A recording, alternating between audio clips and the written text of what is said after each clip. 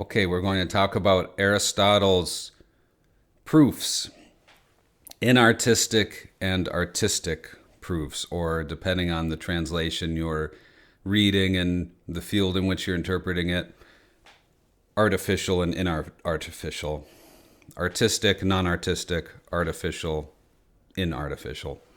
So Aristotle was a great systematizer. He liked categorizing things. We see this echo throughout time. Aristotle, we have much to thank for as the founder of many of the scientific disciplines, and one of the first major ancient thinkers who attempted to apply a kind of empirical method to his observation of the universe and human experience. Not the first, but one of the first key thinkers who did this and did this extensively as a kind of method across all of his work. And so we have much to thank Aristotle for that. It makes for difficult reading. It's not quite as much fun to read Aristotle as it is to read Plato. But we'll talk more about that in a different video. Today, I just want to focus on this two-pronged division that Aristotle lays out for us. And that's, just as a more general idea, that's a good way to read Aristotle, is look for these kinds of like hierarchical constructions, these organizational structures, to understand what Aristotle is laying out for us. So we have this separation between the artistic and the inartistic, the artificial or the inartificial. The inartificial, the non-artistic proofs are those that need no art. They are the proofs that are self-evident, they are facts, they are figures, they don't need any skill from a speaker to bring to an audience. They are reality. They are things that we can agree upon, common wisdom, like endoxa. They are facts about a case.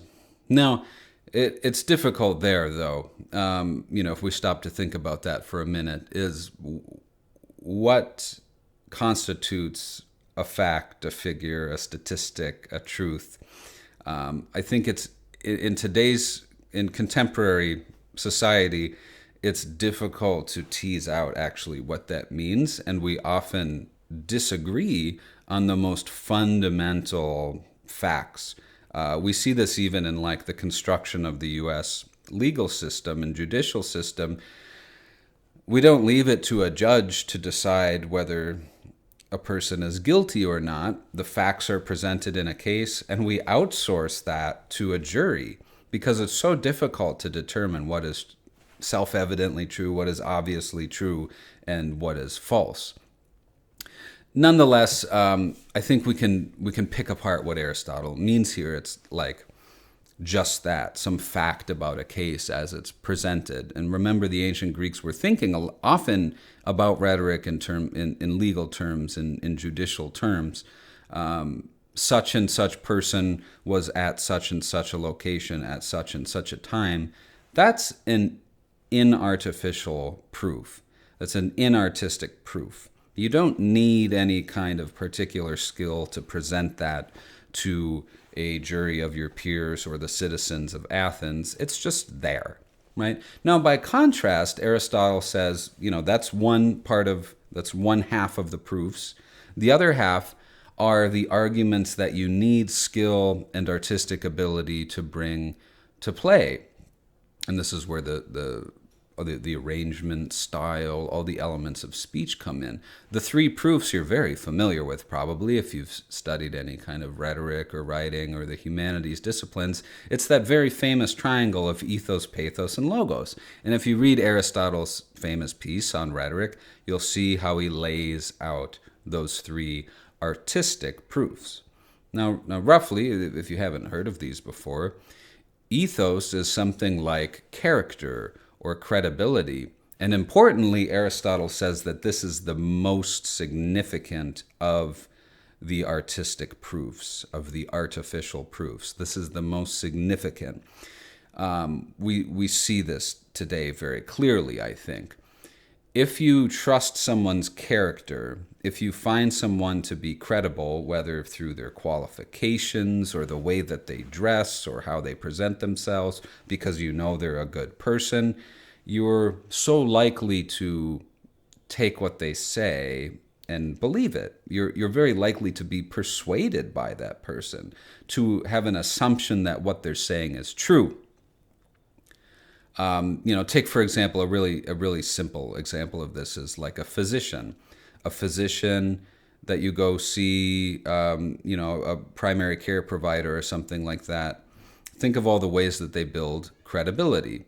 They walk in the room, they're wearing the white coat and the stethoscope and the badge as a way to present themselves in a particular manner. They have several years of advanced schooling, medical school, and then perhaps specialization in a particular area. They've gone through all of their training, so you know that they're qualified in that sense. And then they speak a certain way, perhaps, and present themselves in a certain way in their manner of dress and appearance and stylization. All of those things craft credibility or ethos. No, I'm not saying, I'm not making any kind of commentary about whether that's good or bad. In fact, that's Aristotle's perspective about rhetoric too, right? It's that it's a kind of neutral art. Okay, so then you have something like pathos, which is emotion. It's a very powerful tool when used not only in your writing and argumentation, but also in advertising. So the really classic example we give in a rhetoric or writing class is those old television commercials with the sad Sarah McLachlan song and the sad puppy dog faces, and it says donate, to the sad dying puppies.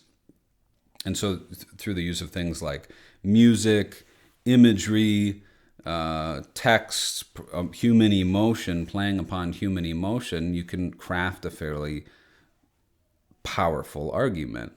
The last of these is logos, which is logic. And, you'll see in Aristotle's rhetoric that logic is a very significant thing for him. He uses the enthymeme as an example all throughout this, which is basically just a syllogism where some of the premises are obscured or the conclusion may be obscured. I'm not going to go into that here, perhaps in another video, but we have kind of innate patterns in our mind. So a syllogism is just the transitive property of equality. You learned this likely in maybe even elementary school or middle school. A equals B. If A equals B and B equals C, then your conclusion is that A equals C. The classic example that I think even Aristotle gives is Socrates is a man. All men are mortal. Therefore, Socrates is mortal. He's going to die someday, right? As we all are. That's a kind of syllogism. It's a logical structure.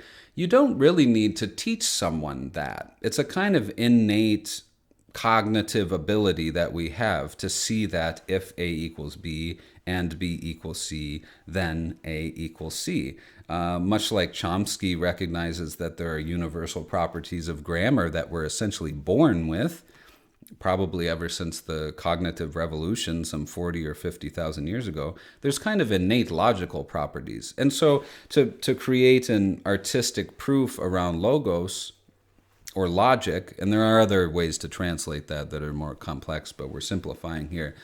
You can use logic to attempt to persuade someone. So those kinds of patterns like that, creating a logical argument. So that's enough for now. We're just coming up upon the 10-minute mark. I wanted to describe just that simple classification that Aristotle makes between artificial and inartificial, or artistic and non-artistic proofs. And look for those patterns in Aristotle. When you read Aristotle, he's creating all these categories and classifications and structures. And so it doesn't hurt to have like a pen and paper and kind of map out some of these things. This would look like proofs. What are the proofs? There's two types of proofs, so break it down into two categories. There's the inartificial and the artificial. And then within the artificial, there's three types: ethos, pathos, and logos. And you have the start of a kind of structure. And then that's just one set of Aristotle's framework, his structure for thinking about rhetoric and how it works and its various mechanisms. All right, that's enough for now. A little bit of Aristotle for you today. Have a good one.